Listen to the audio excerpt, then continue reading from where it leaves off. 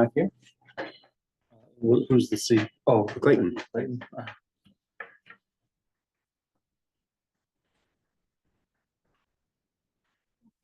It's 6. It is 6:01. I'm going to go ahead and call to order this meeting of the Danville School Board of Directors.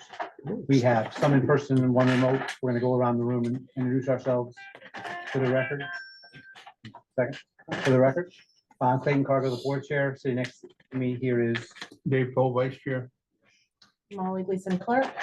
Eric Hewitt, board member. Our other board members remote. Tim, say hello. Hi there. Tim Sanborn. Waiting for him to say hello, Tim. Yeah, hello, Say hello, Tim. Tim Hello, Sanborn. Tim. Building principals, Sarah Welch, elementary principal. Natalie Conway, secondary principal. superintendent, Matt Foster. thank you for coming. Assistant superintendent, Mike, Mike Moriarty. everybody's here. That's our attendance for the night. Before we move forward, are there any additions or changes to the agenda? Hearing none. Moving on, September 3rd was our last regular meeting. The minutes went out not long after the meeting was finished. They got presented by Molly. She sent them to me. I made a couple of real minor corrections, and then they went to unapproved. Do you have any questions about those minutes when they reviewed them? Hearing none, I entertain a motion to approve those minutes. September 3rd, that is.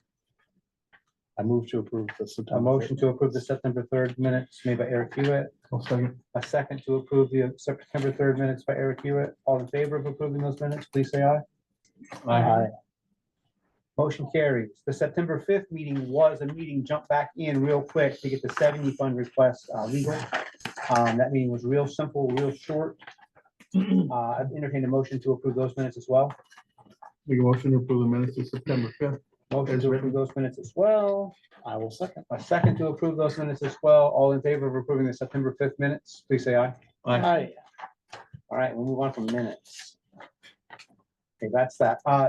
The superintendent report is up next. It went out. It was out Friday, but It I was don't out know if Friday. it was linked or not. Katie's been ill quite a bit and actually got some help tonight from Sarah with regards to the agendas, so it is in there. I'm happy to answer any questions. Yeah, it's in the paper. It went out to the community. It went out community-wide as well. The second place, second, everybody else, take your phone calls. It went out community-wide.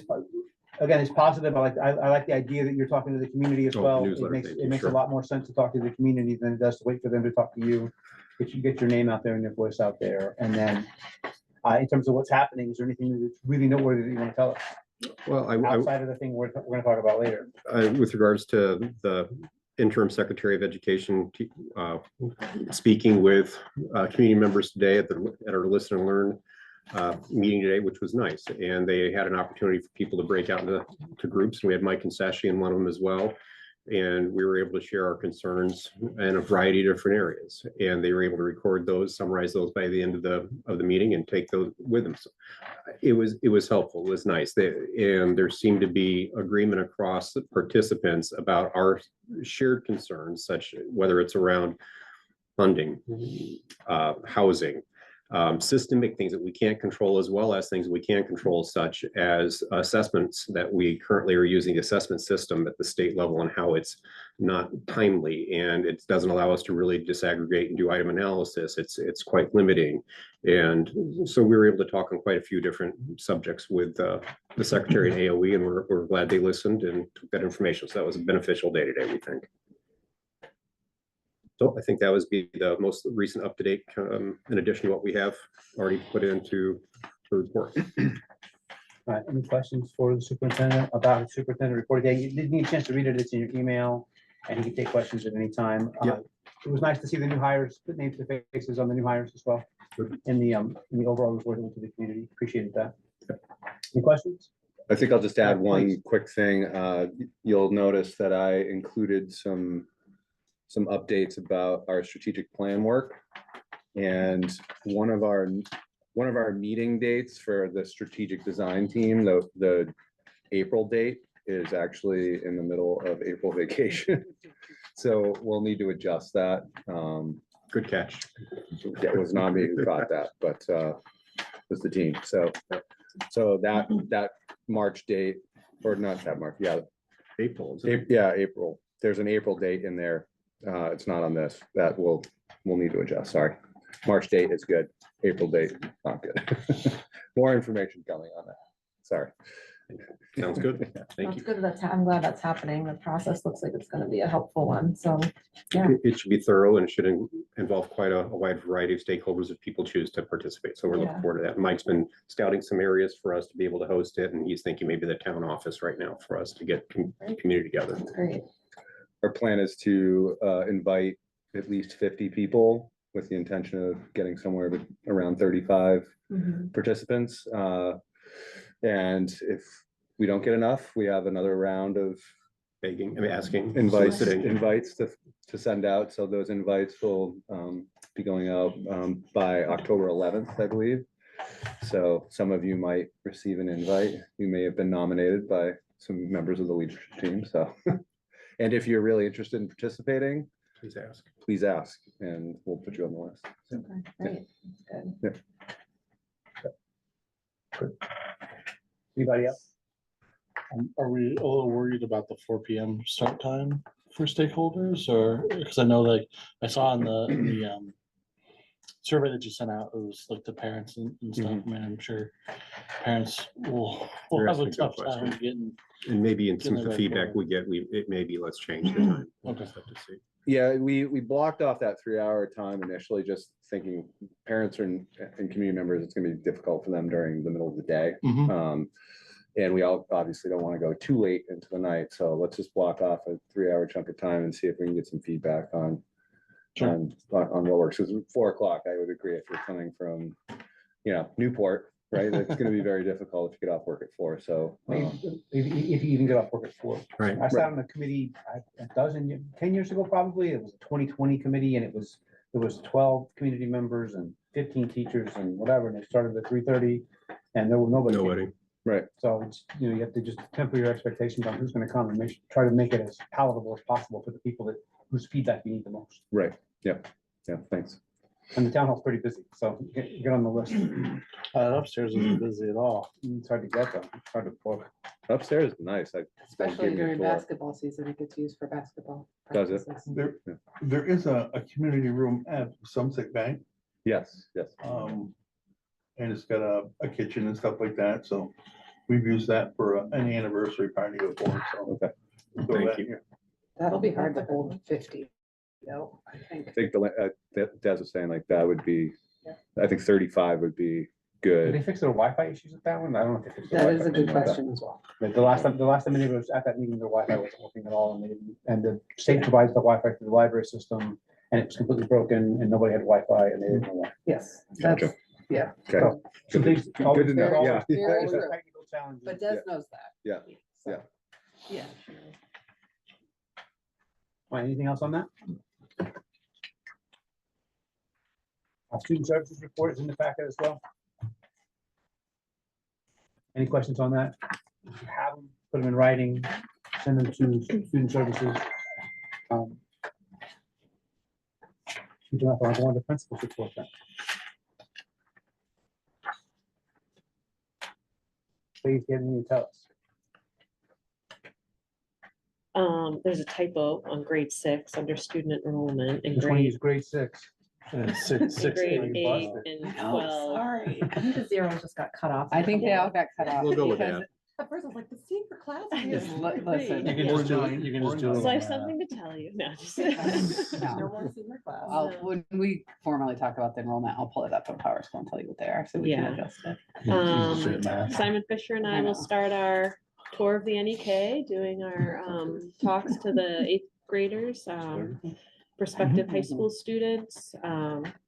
We opted not to do an open house for high school this fall, and instead we're gonna do themed info nights for high schools. We're gonna do a series of 3 of those, dates to be determined soon.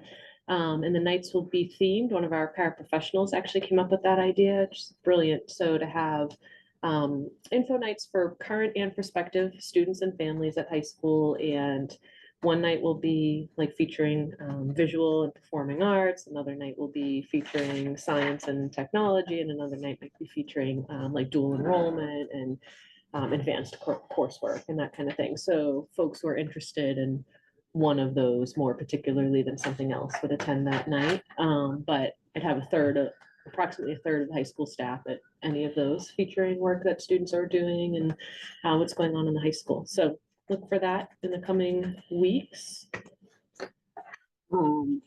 The elementary open house was last week. I was out, but I heard fantastic things they about did how it great. went. The PTG did a great job for dinner.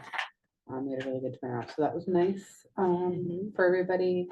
I did want to talk a little bit. So the after school program started yesterday. And unfortunately, we do have to still cap it similar to last year. So we cannot have more than 20 kids a day, because if we add more than 20, we have to add a third staff for each day, and our budget won't Does not sustain allow that. And so it's just something to keep in mind as we talk about that line item and thinking about what we're doing moving forward and planning for future years. We're not necessarily turning people away, but I know we're very tight on like, these kids are coming this day and not this day, and making sure that we're right at that number. So what we want as a school and what you guys as a board want that programming to look like, and how we want to budget that. Did we get grant funding for that this year? Okay. So part of the 21C3 grant, it requires a lot of community partnerships, which like, it's a large grant, but it's very, very intensive, and our programming, there's not a lot of community partners available that are walkable. So we don't have that right now. It doesn't mean it's out of the picture in the future, but it's also a short-term grant too. It's for a couple of years, and then they don't necessarily automatically renew it. You have to You have to reapply, but they also want to spread the wealth for other schools and stuff like that. So there's a very small portion of that grant that we are accessing for some science programming through the like grant science. So that is getting paid for through that grant, but it's. Are there any nonprofits that do after-school programs and they have their own funding and they come in to offer programming? I'm trying to get the name. I can't think of it now, but maybe it was in the Waterbury area a long time ago where there was a partnership with, I think the nonprofit would come in and offer the programming. Again, it's kind of a whole other. Right. We've area, but- partnered with Northwoods and other places, but we're, just because of where we are, Right. we're like at the edge of the catchment. Like, we're too far north for Montpelier and Barry, too far south for Northwoods and stuff like that. And even like Cadmont Arts in St. J, you have to go to them. They don't come to you. And that's a whole another layer of the funding and those pieces, so. And I know there's like a delay.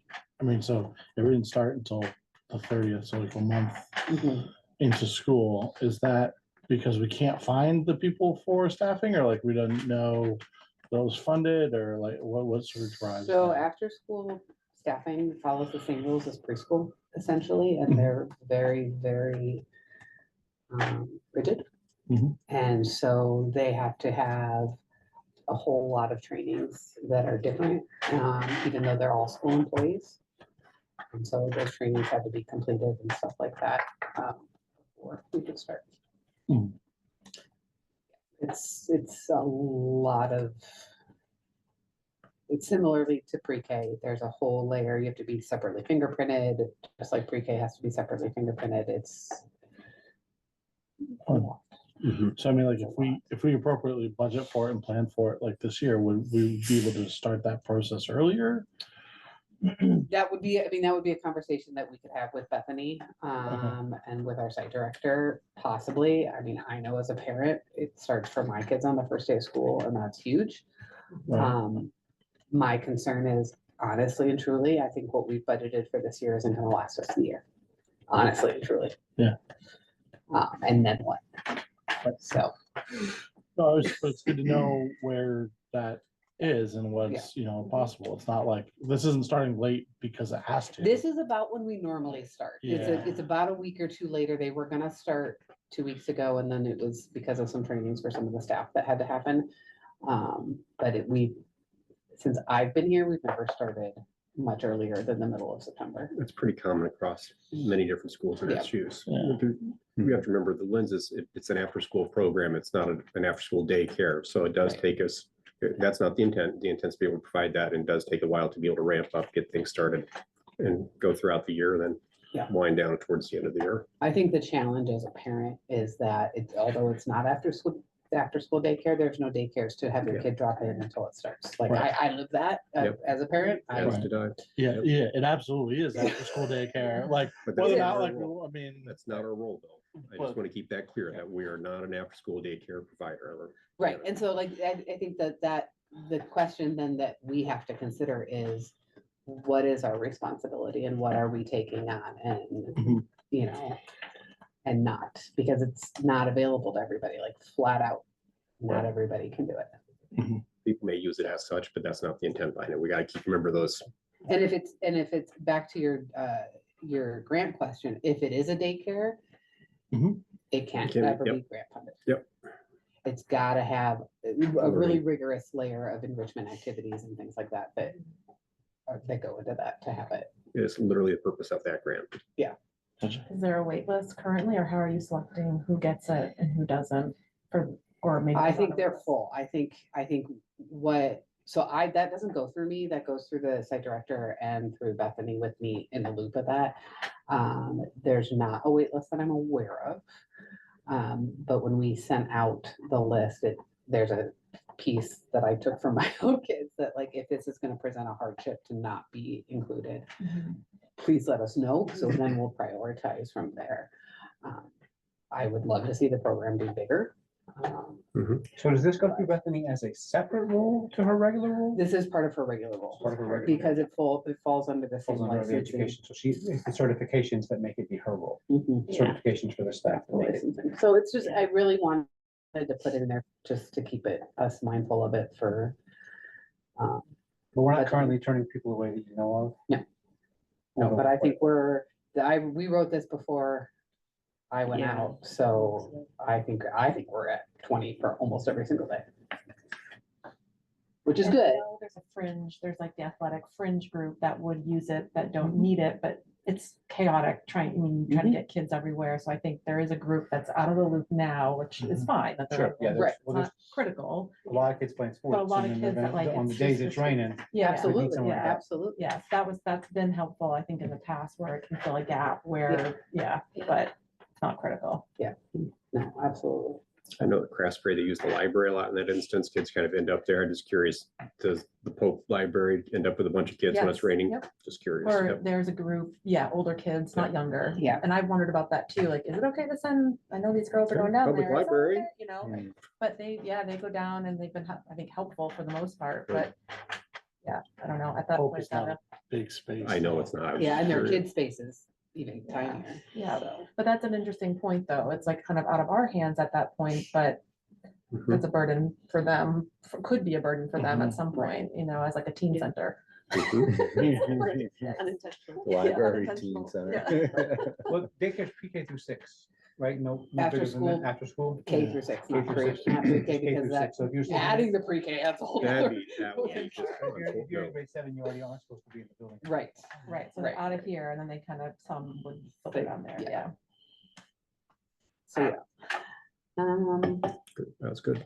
I think probably most of you guys heard, Okay. Ms. J retired effective yesterday, so that, Natalie helped plan it, but we did a pep rally and then brought her in, and did a retirement thing with the whole entire school with her, so, Get a crown and a throne and music and a slideshow. It was awesome. yeah, 39 years, so We'll send off. pretty amazing. Yep. That's crazy. It's crazy. I turned to the That's whole crowd, I crazy. was like, that's basically as old as I am. Yeah. that is crazy. Yeah. It's I very, met very her. little, very little. But also what she was doing. It's Yeah. been very, very, I mean, It's it's huge. Amazing. Yeah. really, Huge. really, really helpful. Every single instance that Yes. anybody needed her Yep. Is for it as long as really- I've been around. That's hard work. Go to Miss J, go see Miss J. Yep. Yes. And How she you was solved a there. lot of your problems here for years and years and years, and there was not anybody else next to her. No, No, for she years did. it was her by herself, yeah. Did the job of 3 people solo, which is pretty incredible. Yeah. And it's a really challenging role, just singularly, even if she had 5 other people, you know, you act as confidant and counselor for some students, you act as assistant principal essentially for others when this comes to behavior, and it's a really incredibly hard balance Yeah. to strike, and And She then did it moving from beautifully. 5-year-olds to 18-year-olds in a yeah, just, half a second, so, yeah. so, yeah. Mm. Sarah said it, she leaves shoes that will never be filled, but Yep. we'll try Yeah. something. We'll try. It's not gonna be Yeah. the same, but we'll try. Yeah. Maybe some sandals. Yeah, there you go. Yes, exactly. Well, we thank her for sure. We thank Yeah. Ms. Shea for sure. and how she pushes that. And that obviously leaves an opening. Yes, yep. Is the evening custodian still open? I know we had a gentleman that was getting fingerprinted. Yes, we have 3. Okay. So Yep. we, well, actually, no. Because we've got one out on leave. So no, it's not open. It's been filled since this. Filled, yep, Okay, good. yep, former student. That's what,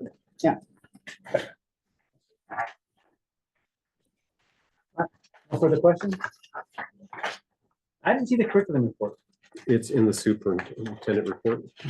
I'm in the best part of this thing. All about bookworms. Yeah, it's, Okay. There's Oh, I a- did see, okay, I did. it's a see lot of the curriculum same report. stuff we've shared with you guys. Look at the digital one, you click, there's a Yeah. PDF. I didn't recognize it as a distinct thing. So, I any will- questions about that? I will hold it bigger next time. Say it. Potentially. Pat me on the shoulder. Anybody have any questions about that? Now's a good time. If not, we can move on. So let's go ahead and move on. And under our board business, one of the first things we want to talk about was the budget to start with. And this is just a real preliminary budget discussion that we were going to have. And I see that Mike Consessi is here. Hi, Mike. Thanks for coming. Hey, Thanks, Clayton. Thanks for having me. And one of the things that we wanted to talk about here tonight was encumbrances and how much is in some of our various weird funds and our unrestricted funds to start with before we get into the budgeting session, to know what we have to work with. And so that was one of the reasons we called you in. Obviously, this is not the budget discussion at all, but maybe you have some things you want to tell us on that as well. I'm going to start with unrestricted funds, the 7E fund, the what's the library funding? Brainerd? The Brainerd Fund, the Mission and Vision Fund, Sure. and whatever other funds were, there's a capital fund. And there's a special ed fund. You said that spreadsheet So the was special, all- yeah, so the special ed fund is no longer, it doesn't, I don't know if that, we zeroed that out 2 years ago. Mission and vision. No, we still got 518 bucks. I was gonna say we almost 518 zeroed bucks, it yeah, out. close to yes. zeroing it out, 518 bucks. So, I think mainly it's, the capital fund and the unrestricted funds that we want to make sure that we know what's available. And I guess also, how are we audited on 23? Sorry. Okay, So Mike, so are you guys, can we just try to take it one question at a time? That was a lot to unpack right there. Yeah, so let's start with the unrestricted, because that's kind of what I prepared for discussion tonight. A mix of unrestricted and restricted. I had not prepared 70 fund breakout and the Danville endowment, but we can definitely talk to it, and I can show some details that I think are in a final form. But I did not provide anything in advance of that for this meeting. okay, great. All right, so let's just take it kind of like one thing at a time here. Matt, are you the host? Yep, it says panelists should be able to share, so I'm assuming you can share. Okay, it said okay, it's host disabled participant screen sharing. I doubt that, That's- but I will do my that's- best. Okay, that's what it's saying, that's all. No worries, buddy. I'll see what I got. All right. So did everybody get in advance, I hope, a couple of reports? One was the Danville fund balances. I hope you guys got that. It shows in the gray box at the bottom how I think the year is gonna end. And then Clayton, to your point, the year above that is audited. It will say audited ending balances. Michael, go ahead and try. Okay. All right, let's try this again. Oh, it's working now. Fantastic. All right. You gotta start your video though, Mike. No, I know. I couldn't even get to this point until he Got it. enabled it. Yep. Oh, All right. Can everybody see my screen? Yes, thanks, Mike. Great. So if you got this handout, this is just the bottom two sections of the handout, but this shows Clayton's first question, fiscal ending 23 and the balances thereof. Okay, these were audited ending balances. This is how it finished to the dollar for what I had predicted. And the auditors confirmed it. Now, in the 24 budget, we agreed to use this special education reserve. That I was in, it was actually an Article 9 vote, and I think the community supported it. And as a result, this is where I think 24 is going to end, and we're going to have auditors on site in a few weeks, and they'll begin the fiscal 24 audit. But let's just cover fiscal 24 for just a minute. Revenues were ahead of plan. That's great news. A lot of credit I need to give to Phyllis Sweeney for helping me manage working capital along with my collective team. Every time I needed her help transferring funds for payroll and AP, she was, I call it, Johnny on the spot. She was always available to make that transfer happen. And as a result, we were able to keep as much of the investment account full as possible to earn that better interest rate and earn more interest income. Expenses came in under budget. That was great by about 250, 200 something and change is the net assessment true-ups. So the SU assessment true-ups were less than expected, and that's why we finished in a positive manner. We had some capital fund expenditures that this revenue is really just transferring the funds in to cover for capital expenditures like finishing the lighting project, the new school build scope, design revisions, and then I think it was a state mandated security camera and server project that we took on. So those are built into the 69,000. So that would leave us with an unaudited ending unrestricted surplus of about 656,000, which of course we can discuss in the upcoming budget cycle, how we want to allocate those unrestricted funds towards the fiscal 26 budget. We also have almost 28,000 still in the capital fund, and that's restricted, of course. And we've got still 43,000 and change in the mission and reserve fund, and next to nothing left in the special education reserve because of the spend down from last year. Hey, Mike. Yes.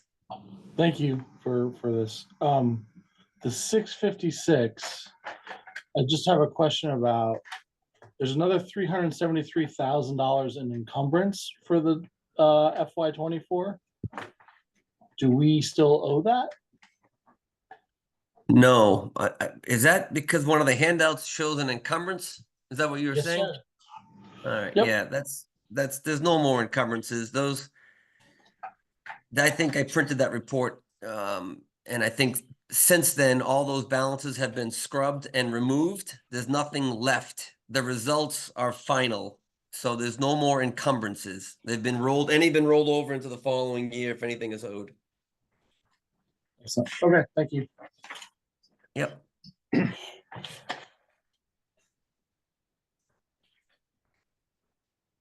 Any other questions on fiscal Some positive 24? news, Mike, a little bit of positive news anyway, that we have a little bit of extra cash on hand that might hold some sway with some voters, and maybe we'll do something, we'll do something with it. Yeah.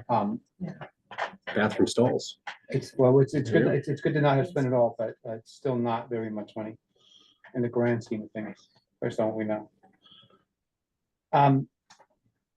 I don't have any questions about the unrestricted, but like you say, it's not audited all the way, but that audit gets done this fall, and then it's official at what point? It'll probably be official between February and March when we start to get drafted financial statements. But you know, Clayton, I feel really good about those numbers because since I've been here, the estimates I've put in front of you have been spot on to the ending balances from the auditor. So I really don't anticipate any changes. I think you can safely assume within a couple of $1,000, you're going to be 650 and change with an unrestricted surplus. But by town meeting, they will be audited, where we can say it in front of people if we have to. I would say by March. We usually have drafted financial statements by March. So March of 25. Yeah, that's good.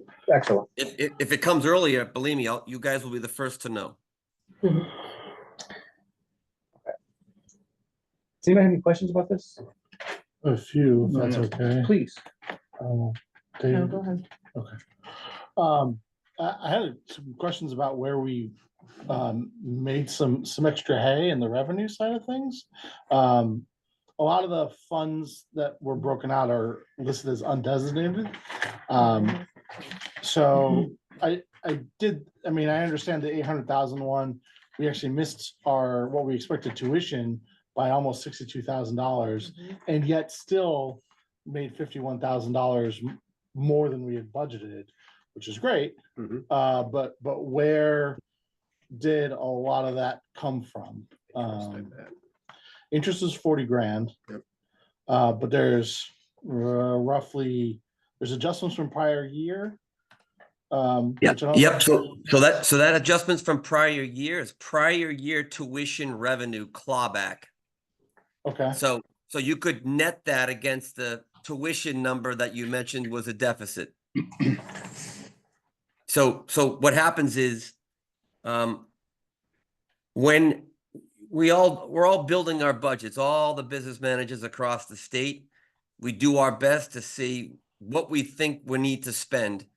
That goes into what's called an announced tuition number, which we're allowed to provide in advance so that we can plan, so towns can plan how to build budgets and know how much they need to pay any school that they're sending their children to.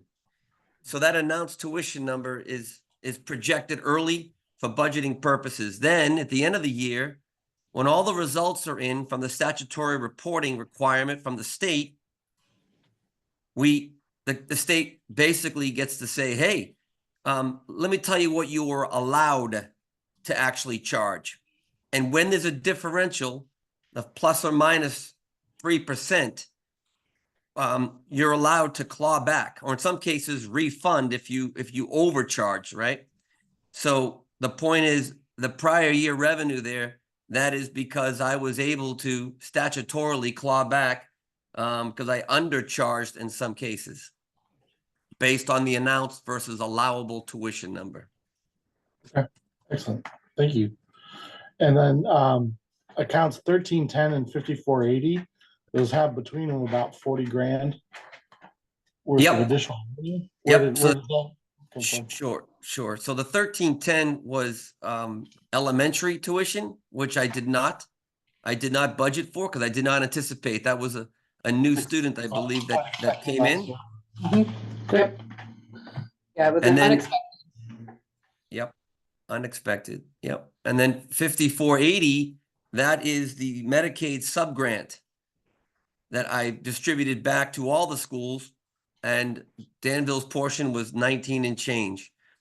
So basically between the elementary tuition, the prior year tuition, and obviously the Medicaid subgrant, that washes away all of the missed secondary high school, middle school, high school tuition number that you mentioned earlier. Excellent. Thank you. So staying on that subject, Mike, how many high school students did you budget for this year? How many tuition students did you budget for this year? Because we have a reporting on how many we have, and I wonder how that matches up. Sure. Just to jog memory, because of what happened in 24, I try to be a little bit more conservative for 25, and I'm pulling it up right now. If you just give me a minute. I think it I says think- 32. I think we Yeah. budgeted 25 or 30. I think in real life, we've got 32 according to the principal's report. Boy, if we Yes, budgeted 25, that'd be good. Yes. Yeah, I think we budgeted 30, because in the past I had been budgeting about 40 incoming tuition kids, and I That's what wanted to be, 20 to 30. yeah, and so I didn't want to miss again like we did in 24. So for 25, we budgeted 30 to be more conservative. Oh, yeah, so we have two elementary.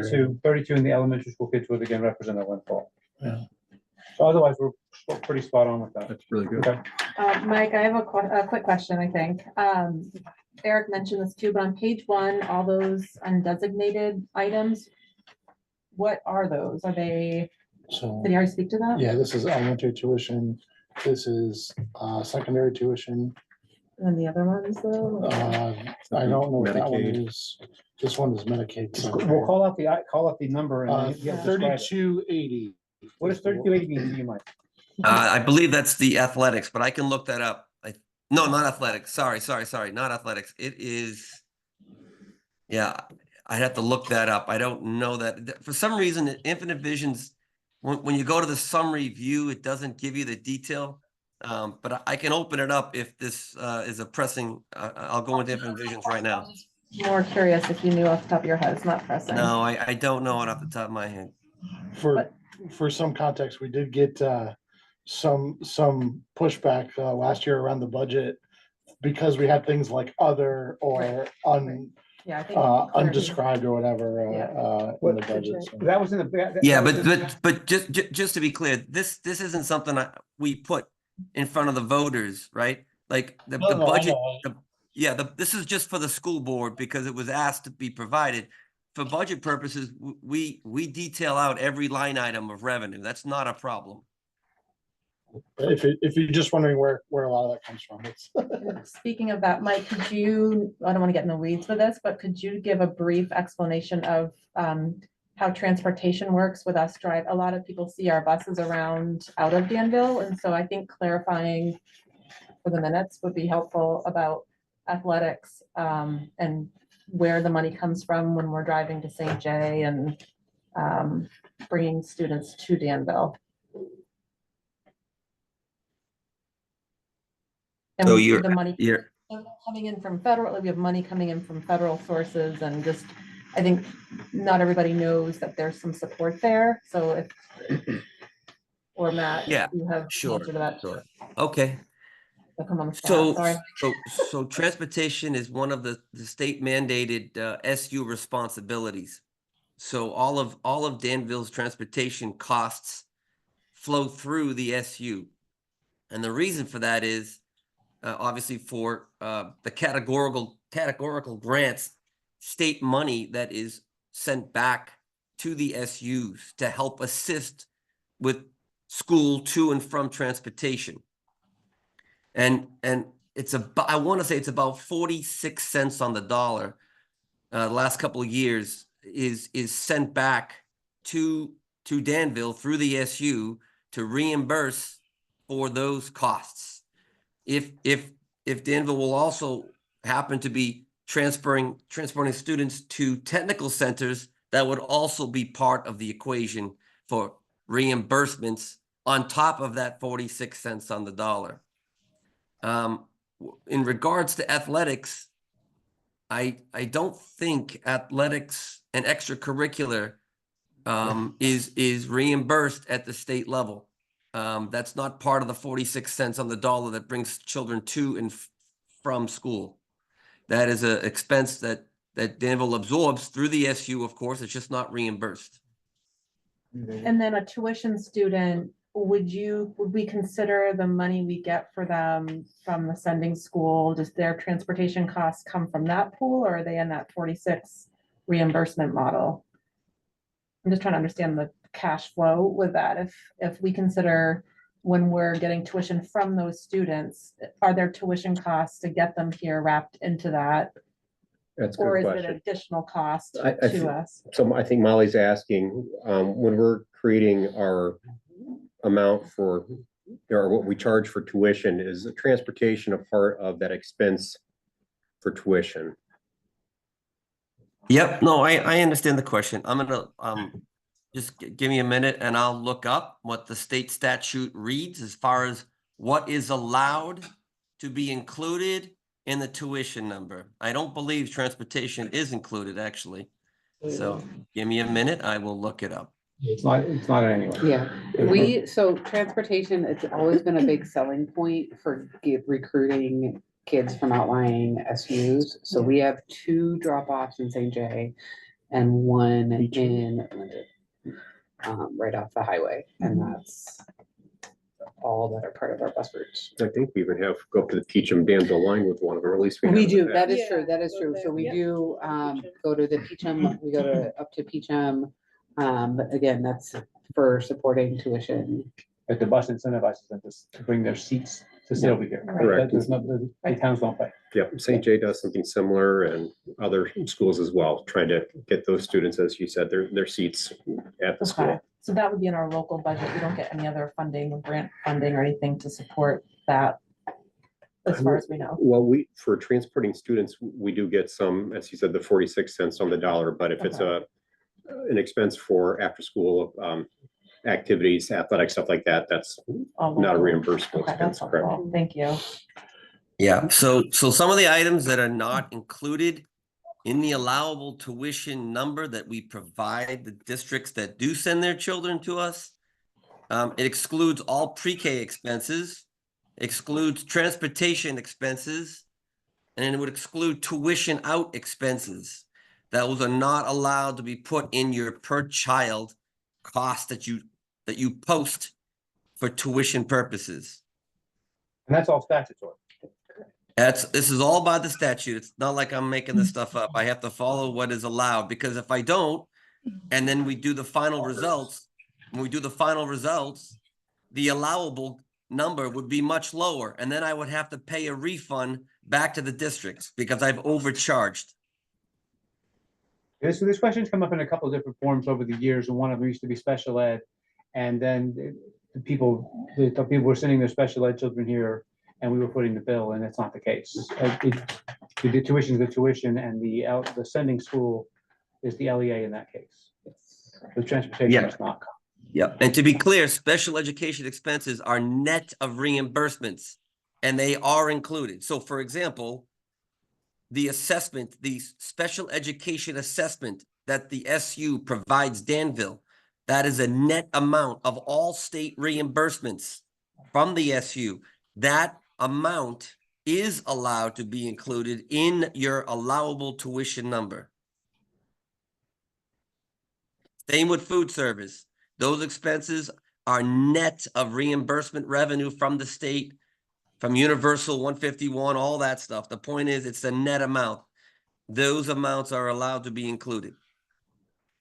And you're saying in how much it costs to educate a kid in Danville, but not in how much you can charge an individual kid. You can't, I got you off in the weeds there. It's not that, so somebody can't send their kids in under that number, but the tuition number can be built based on how much it actually costs. Yeah, so let's separate allowable tuition for general education aside from excess cost invoicing, which is a separate animal that we're allowed to charge sending districts when their child's costs are in excess of it. For example, 22,000 for regular tuition. Now, Right, that makes sense. Yeah. am I correct in this? I'm looking at the budget in 2710 here.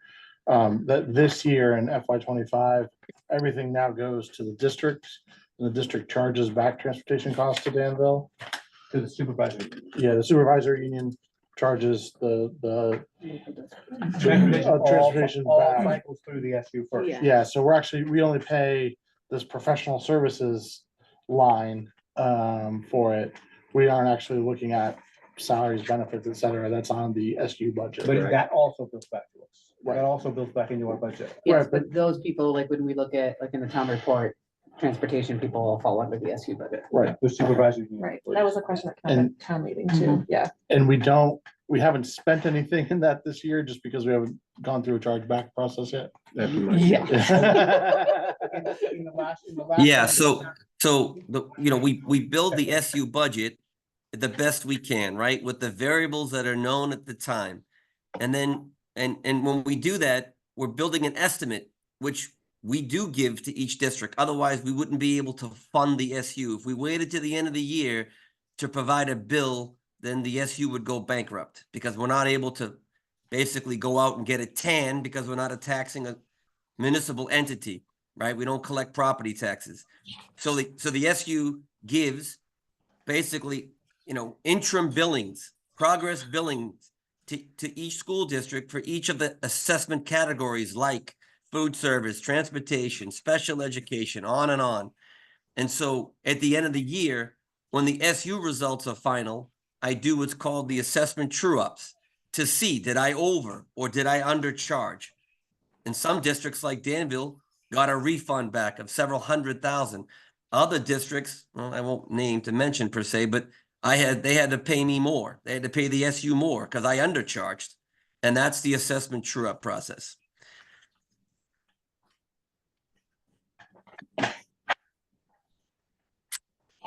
Good, more questions? Yep. And so I think the category, what was the question on the revenue line item again? What 3282? Yeah, 3280. Yep. So that was driver's education reimbursement that came in higher than I anticipated. So we do get reimbursed for that. Was that from the SU we get reimbursed or is it? No, that's from the lovely state of Vermont. That's good. Yeah, I don't want to be overestimate small items that are immaterial like this, so I usually go low. That's good. It's funny. Those are the kinds of things that people ask questions about because they see it. You know what I mean? It's like, oh, are we paying for this? Or I think it's Yeah. helpful Well, yeah, to know. because you could take, Yes. take driver ed here, but you don't have to go to Right. school here to take driver's Right. ed here. Right, And then is Danville paying for kids? exactly. No, it's being reimbursed in Right. some way. Well, good to and there's know. a whole process for approving kids that are not Danville town residents. Okay. Yes, we don't have many as part of driver's ed, because there's quite a wait list for that.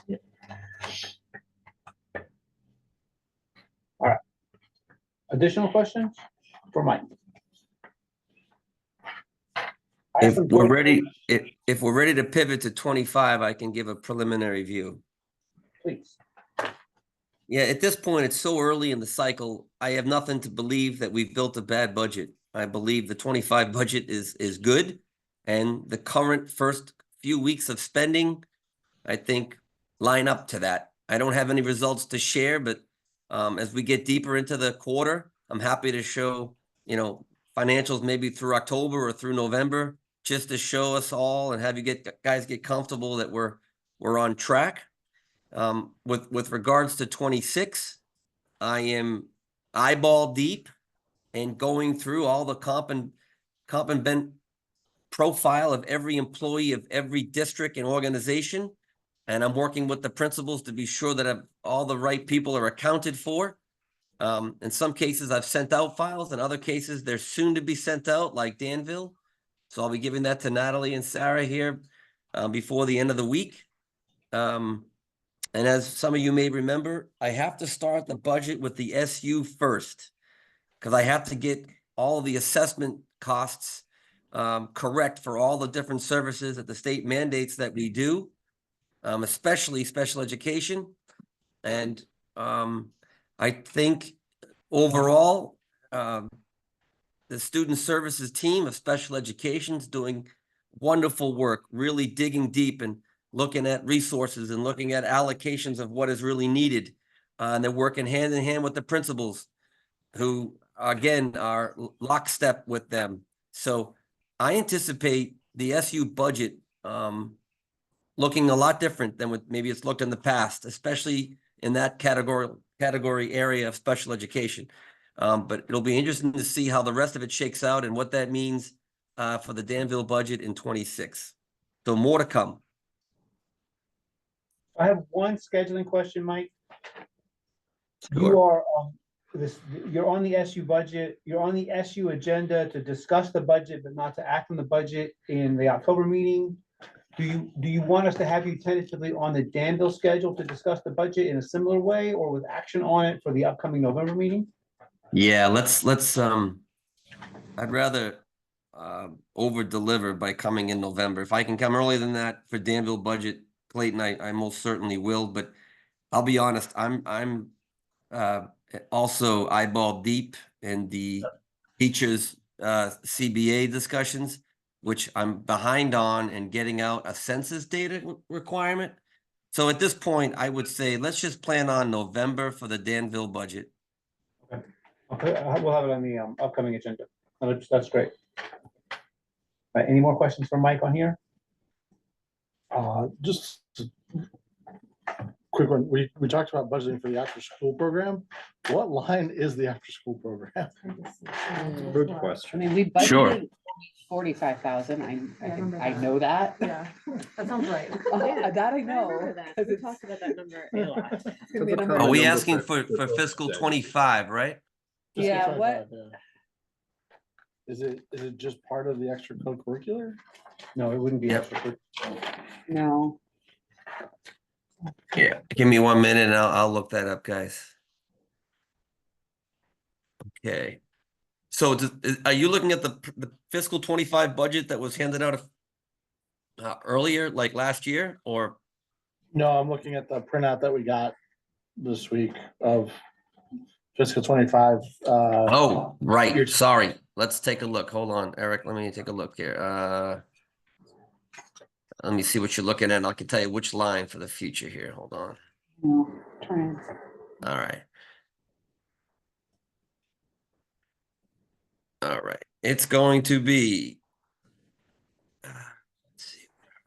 Okay, after school, right, it's gonna be function code 1420, so it'll read 161420. Now let me find that on the handout in the PDF here.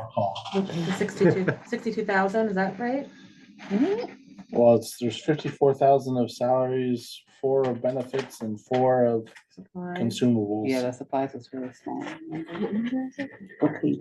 It's the first one of the expenses. It's on the 1420. So 1,100 is direct instruction. Okay, the 1,200 reason reason why it's under, all right, so the reason why there's 13,000 in there extra, because we've got some kind of stipends in here, extracurricular activity stipends, and the FICA associated with that. And these stipends, I believe, are paid to teachers for doing, extra things outside of their normal roles. And so I think that's embedded in the after-school program. So those stipends and FICA taxes have always been in the budget, and now we've added extra, extended learning opportunities in the after-school program on top of that. And you can find some of those things in the last page, in the last appendix of the teacher contract, the specific things that we pay out, stipends. They're not sports related. Yes. And we can look at those if we'd like to. And upcoming.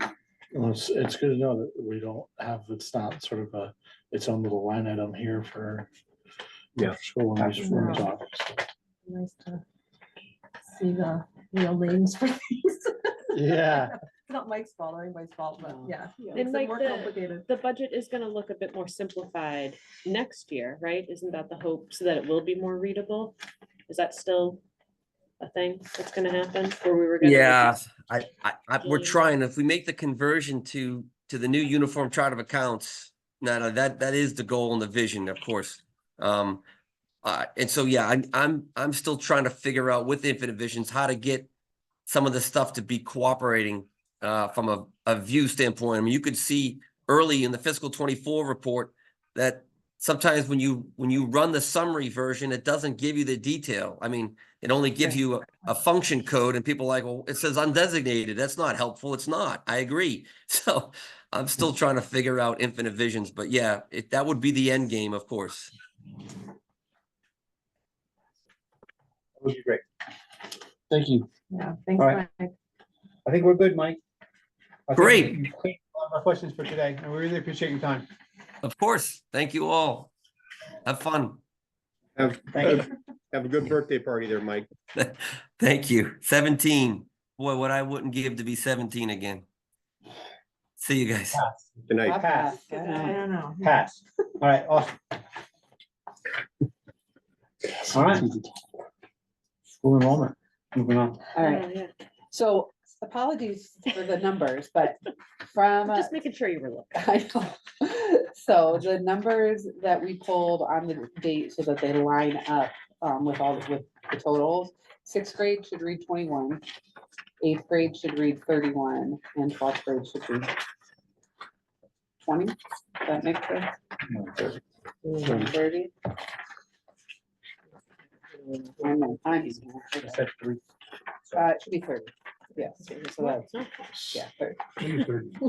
My I know, odds were 6. I know, sorry. It'd just be me not typing and switching. Yeah, between two screens. 29 as of today. Yes.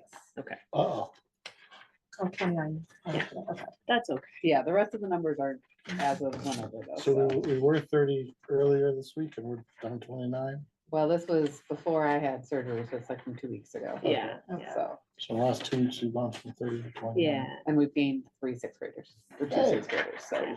So we're up to 23 there? This is just how that happens, right? Yeah. Like, none of these It numbers. doesn't stay the stay same This all is the a way through. snapshot. with Yep, the- It'll go up, it'll go down. So, switch back. And in terms of the The budget. state with the funding formula, when do you need those accurate, when do those accurate numbers get sent to them? Is that, It was already in September, I believe. so they use the numbers you just sent for just the October. It's in resident? October, it's in No, no, it's October. October. No. Yeah, It's in October. it's October, it's pulled through, we don't You guys don't specifically get- send them to them. They just pulled it. Yeah, they pulled. And the that's just data. like statewide. Just Everyone residents, has the to. residents, and the report residents and not, yeah, no That's tuition snapshot. kids are included in that anyway. That's the one that goes in the academic dashboard. Right, Mhm. right. Yeah. Yeah. Yeah, so we've got elementary wise, we've got some good class sizes. Our 1 and 2 are smaller. But they're quite a bit bigger on all the other ends. So that's nice. Like Mike said, we do have 2 elementary students who are tuitioned in, and that, and I don't know if he wants to just leave them as extra floaters out there for next year's budget, but we anticipate that they would be here next year as well, so. Yeah, no, there's no point in counting on it. So you do a budget for you. Right. Yeah. Eventually they'll get bigger. Yes, so, yeah. That's where elementary is. It's 172, which is a little bit less, but not a ton less. We still have our really big 5th grade class. Yeah, the 5th grade is floating through. Yes, Huge. it's a really big class. It's a big group. Yeah, middle school is decent size there, and high school is slowly growing for the course of the fall, so. Got a lot of tuition interviews. since Yeah, I have school another started. tuition interview this week, so. Is pre-K 4-year-old only or is it 3 and 4? It is almost entirely 4-year-olds. So unless there's some other extenuating circumstances, it's only 4-year-olds. The projections are a little more optimistic. There's a smaller group coming up, but I'm not making any guarantee. It's been a 4-year-old only. We see some of the repercussions of that. Like, I do think it's healthiest for 3-year-olds to not have a full day preschool. But having the exposure here, building those social skills and stuff has been really handy. And so, we're just doing a little bit more social emotional work in kindergarten and even into 1st and 2nd grade because of that too. So, which is fun. Have parents been okay, the 3-year-old parents been okay not coming in for the most part? Yes, I mean, there's definitely kids that their child is ready. They believe that their children are ready, and I don't disagree. I don't have space. Yeah.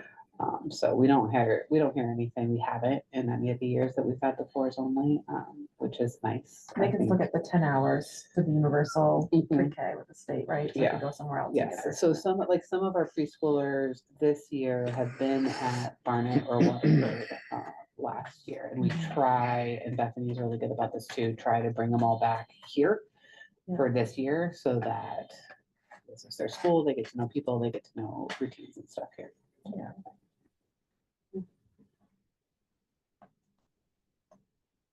Anything further on enrollment? Okay, if not, we can move on. We move on to the early retirement incentive, and this was in the packet. This is just a piece of the contract. And I sent you the verbiage from the contract. This is a right that's extended to the teachers union and to every employee that the supervisory union will, if the board agrees, would make an offer and would finalize it by October the 15th, and offer to any school in the district if there was extra funds available and they wanted to incentivize retirement for certain subset of individuals who were over age 50 and had more than 20 years of service. If the money was available, then we'd be able to do that. A couple of years ago, we did that, maybe 4 or 5 years ago, but by and large, what's happening now is there are not teachers to hire. And the incentive itself is very expensive and requires a lot of money. And so I would assume that if I asked Matt for a recommendation, he would recommend that we don't act. Based on a brief conversation. I think it'd be yeah, I'd agree with that. I was just sharing at the meeting today that it's just so difficult for us to hire people right now. It's a challenge across the region. So it would be it'd be undermining us to lose such qualified staff at this time. As much as we'd like to offer that to them, it would be a negative impact on the school, I believe. That's my thought based on the late hiring we had last year for elementary teachers, that we weren't having applicants for the jobs. Right. And so you don't want to create a hole, because holes create themselves. That we paid more money for. And so you would say that your recommendation to this board is to take no action on this? That is correct. So the superintendent's recommendation is that we would not make any offers to teachers for our part for an early retirement option, which is in the contract, that we don't have to do anything. We can not act. I look forward to the day that we want to consider doing that in a different way. Anybody with any questions on that? What we're doing, why we're doing it? Tim, any questions? Nope, I'm good. So we choose not to act on that, and we'll pass that on to you, and that'll eventually fold into your report that you, or the letter that HR sends to the union with respect to that. Okay, and that's that one. The next one's primarily me, but I think it may also be Matt. This is, there were some very informal conversations last year between board chair Patrick Healy, Ellen Carnes, the board chair from Cabot, and myself, just after Cabot passed the budget, when they weren't sure that they were going to, about whether or not Cabot, whether or not we would be interested in discussing a merger. And at the time, these are very informal. What I said, based on what I understood from what the Danville board said, is that we would be interested in potentially taking tuition students. If Cabot chose to go to the choice, I thought maybe that was one of the options, would be to consider going to choice. Would be open. We have space in our classrooms to take their kids who would choose to come here. I think it was when we did our survey, we got from the town, again, it was a small sample. We didn't talk to everybody. What we got from that survey is that community members are interested in the finances around a regional high school and choice. And at that point, we were looking at these huge building cost proposals. And so we were wanting to hear from the community about what they thought and what they wanted, investing in the school as is. And we put the question on the survey just because it had been coming up quite a bit.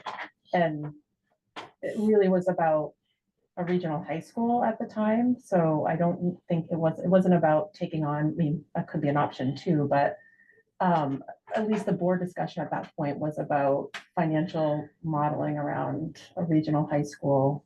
And that is not what this merger discussion is about with Cabot. Okay. Is my understanding. Again, I don't think the That's 706B committee has been Formed. granted permission. We're not anywhere formal. This is the 706B committee that I've been informed of is about potentially having Cabot High School closed. Okay. And Okay. then Cabot High School closing, and that Cabot School District merging with somebody else or a couple of somebody's else. And specifically, they're reaching out to the three that were fast tracked together in the Act 46 process, Twinfield, and then additionally Danville. Whether we want to enter into a 706B discussion to then maybe be a taking school for their students, but as part of the district. And in that discussion, they may want to be interested in districting up the two high schools and a K through 8. So I'm not even sure that's possible. Not even sure about that. The way I understand it from Alan, a little history there is that when they were passing the budget last year, there was on the ballot an option of closing the school and going to just a choice. And there was a push from a segment of the community that said, let's not do that. Let's consider other options for the high school, but let's not make that decision in a rash manner by just putting out there on the ballot and saying no. So right now, the last 2 meetings, Ellen has brought up the conversation about that exploration, having that conversation with the community, as she had said that she would do back when they were able to get the budget passed and they were able to keep the high school open. It's not that the high school was going to stay open forever, but it was just an idea of let's discuss this more thoughtfully and logically to see what we would want to do as a community.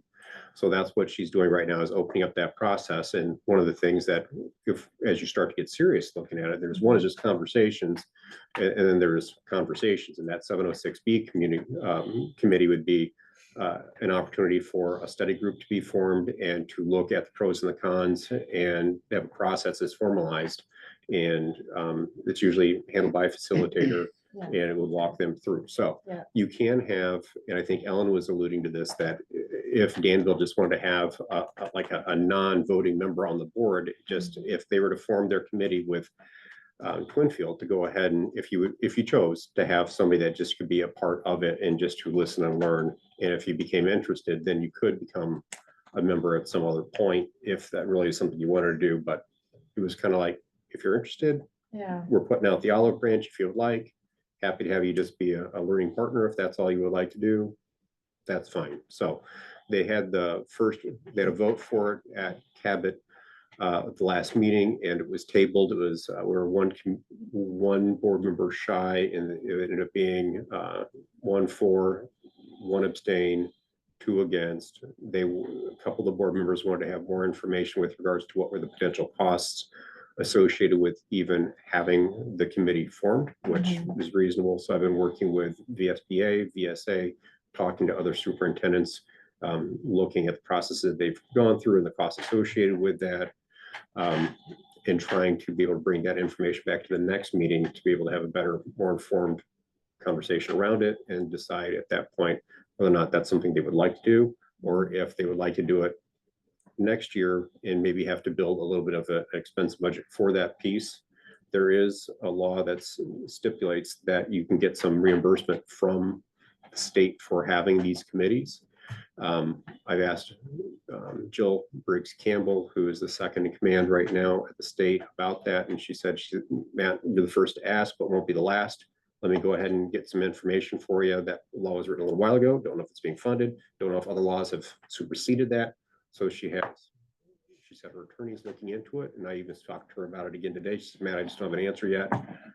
So trying to get some more information. Cabot will make a decision maybe at the next regular board meeting, depending on if I have more information from the state on what's available to help fund that exploratory committee. Yeah, I think that's helpful. And what I'm worried about for Danville is if the state does have construction aid at some point, there will likely be some strings attached with merging. And so I don't want us to be in a position like, I think that all of that to do that professionally like that makes a lot of sense. I mean, we struggled, we all know those meetings that we had without having a facilitator to lead it or really studying it thoroughly. I guess for our board, I'm curious what others think about, I don't know. We don't know what position we're going to be in, but we have this looming building that needs work. And that's, I mean, even in terms of maintenance and building into our budget maintenance, where it hasn't been built in the past, our budget's going to look different once we do start fixing systems, because we do need to maintain those and they haven't been maintained. So those are things I've been thinking about of where Sure. do we go from here, and when the state does kind of have some money available, what are our options? Which is the Do we Committee on say no, Education is or do trying to we- help figure this out for us Right. right now. So And I think yes. we're hearing from our community. I mean, I think it's been, I don't think, I mean, I don't think our community is certain about the options at this point or where we're at. I mean, I think where we keep pushing the project down the road, and I just having an opportunity to talk to the community formally, I like that idea, engaging them in a way. I don't know if it's through that or some other process, but Well, this, one thing to keep in mind is if you're discussing merging with Cabot and Twinfield, you can't discuss the building proposals. right, no, I know that. So. Yeah. In, No, I know in this case, if you're discussing Cabot Right. figuring out a merge, so Right. you couldn't even, it wouldn't, I'm not sure that would accomplish your goal necessarily. Well, I don't You even would- know if that's. Sounds like something a we- fact-finding commission is kind of what Yeah, you're looking yeah. for, which is Cabot's doing a sustainability committee, Right, and they've met 3 or 4 times now. And so that might be something you guys might want to consider, is how do you engage the Right. community and looking for what it is directions or things they're interested in. yeah, And then that information might then help you, okay, we're gonna stick to the planning of construction, or no, maybe we want to look at something else. So maybe it is something where you want to go back. Yeah. Mike? I keep wondering about how the strategic design work that we're gonna do over the course of the year, intersects with the sustainability committee in Cabot, the potential formation of the committee, the 706. I would assume that we would get some valuable information from the community members and parents and, mhm, other stakeholders into what they see as the future of CCSU. yeah, So we Yeah. have been, for the past several years, when we came together as a supervisory union that did not merge and refused to merge, real specifically. They've tried to force us to merge and we said no, and they backed off the forcing of us to merge after a 706B committee. And after then they forced us to merge, even though we voted no. We appealed and they undid the forcing of it. And so this was in the Act 46 process. And then we came together as a supervisory union with 3 separate high schools doing 3 separate things and worked to be collaborative. And I had a conversation with Natalie last week about being collaborative, but also being independent, which is something that Danville has said they value during that process, is the independence and not being tied to another school necessarily, but collaborating where you have to. And in some cases, this is just sports, and in some cases, this is some other things. But once you start to look at merging, then you start to lose some of your individual identity. And again, it's eroding as we speak. Cato and United Sports, it's keeping things alive. You may erode some of it, but you don't want to erode all of it. And I don't know if you want necessarily to jump right into a 706B committee in Right. this case. And like I say, we're invited, sir. After you finish. So we're invited to observe it. We're invited to see what it looks like, because we don't know the needs of Cabot, and we don't know where the people of Cabot want their students to go if they're not going to educate them in Cabot. We don't really have an idea. Like I say, if we have room to assimilate choice students. And that could come from Cabot. That's an easy thing for us to do. And we have a bus that goes halfway over there, already goes to to West Danville. We can get closer to Cabot if we needed to bus some kids over. And then that would be no change to us other than the opportunity to take in more students under the same budgeting process. If we merge schools, we merge districts, then we would still not be in any way assessing the choice needs that some people have brought up during the committee process. You're just in a district where you have maybe 2 high schools and maybe just some of the same lingering questions. I was on the 706B committee back in the day, and it was long, and So you're looking forward to doing it again, is what you're saying. I cautioned the person that wants to walk in there, I would hate to commit that person to be at every meeting. If you want to go to see something in action, it's a good thing to learn, but I would hate to commit somebody to go there for every meeting. It was,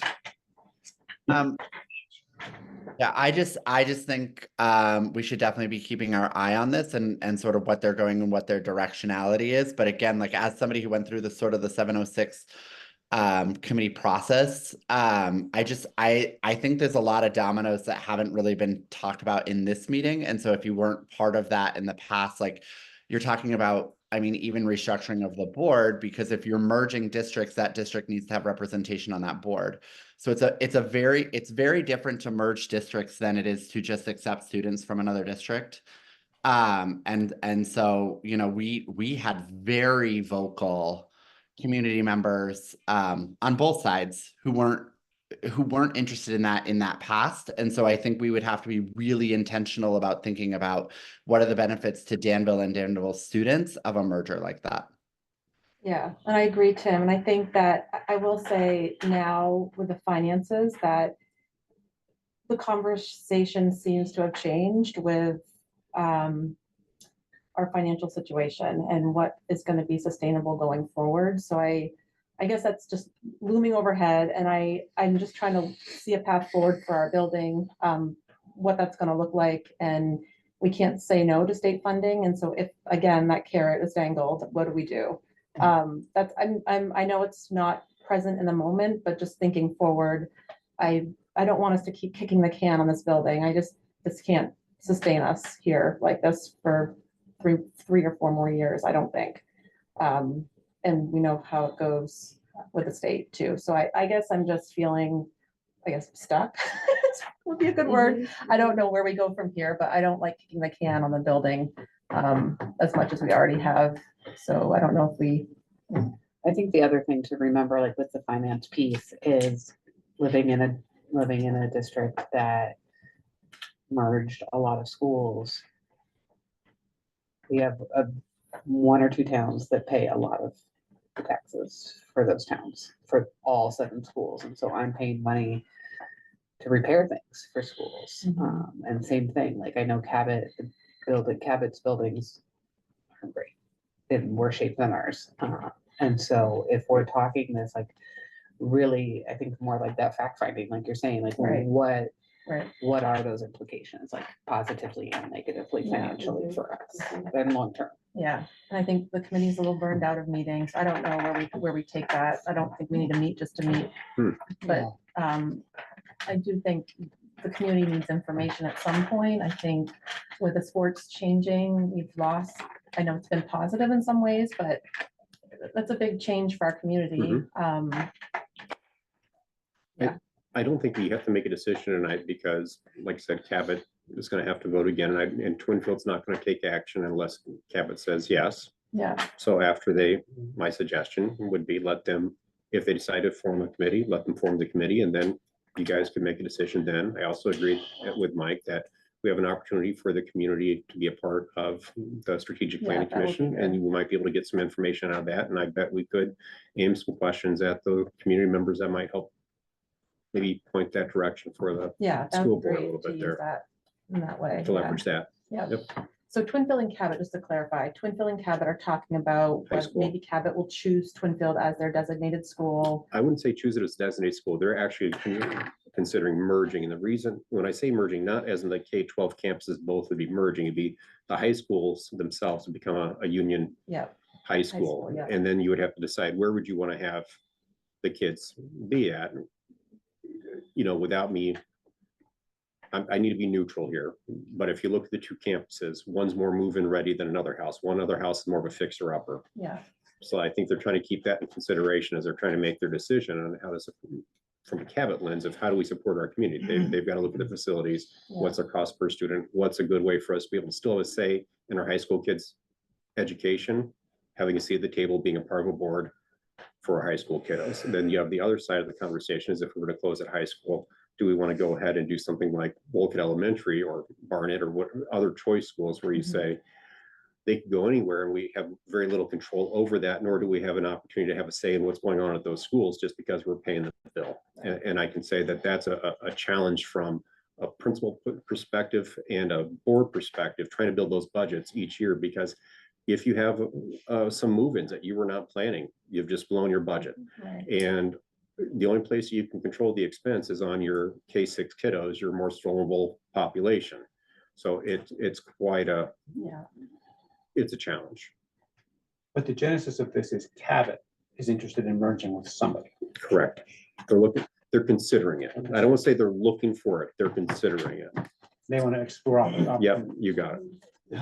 The message I heard, and that was from one potential board member, was that the budget was approved last year with the idea that Right. it's being approved, but the community wants us to look further into what other options for mergers might look like.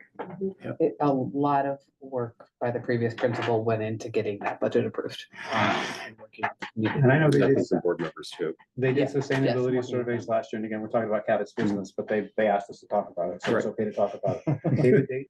They did sustainability surveys last year based on student count in high school versus choice options, and they were looking at, there was a point where they were looking at directly tuitioning their kids, or getting into a tuition agreement with certain schools, and that came to us. And the question was asked, would we be able to offer, to consider offering discounted tuition? And obviously we can't, because then you discount tuition across the board. You're forced to discount tuition to the other 30 kids that are coming in, and that became a financially non-viable, not even worth bringing to the board level, because the reality of that was not viable for us. So that never came to the board, but that's a thing that I think I might have shared a conversation with you. But just that they're as they're digging through and pushing all options on how to educate their children in Cabot, what they've come to now is they like to look at a 706B, and if they can get it on the ground, then they've asked us to consider joining. So How many kids are we talking about in that high school? They've got 30-ish. they have 30 kids that How many you are guys have? in, that they get paid for by 29 the state, here? but they don't have 30 kids attending. them. Oh, just Oh, the so how seniors. many Thanks, kids are good. I was attending like, their high what? school? I think at least 3 of them come here on the choice. Well, but I think the 30, you said there's 30 at their high school, Complete. Yeah. and that's not. I think it's 37, but like on campus right now it's Okay, so 30. there's Yeah. 30 on the building, but Yeah, there's 37 that. Yeah, because then they lottery a few out and things like that. Yes. So. Sure. And there's some students that are, thank you, 38.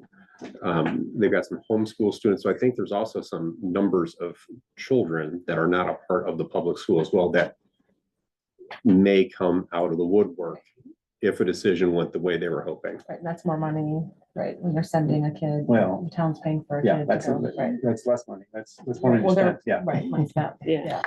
yeah, On the receiving side is more money. right. For your tuition, yeah. You're- that's right. Right, that's true. Yeah, Think I'm about just- it. I'm sitting on this table in Danville for you. Right.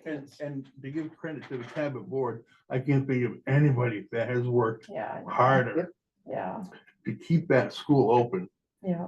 you know, and, just, it's amazing the work and the time and sacrifice and the tough decisions that they've had to make in order to keep that school going. A lot of pride there. We've So, got a lot of good There programs, is. a lot of good And, you know, history. you know, we recognize that, and I don't mean to make it sound like absolutely not, don't want to do 706.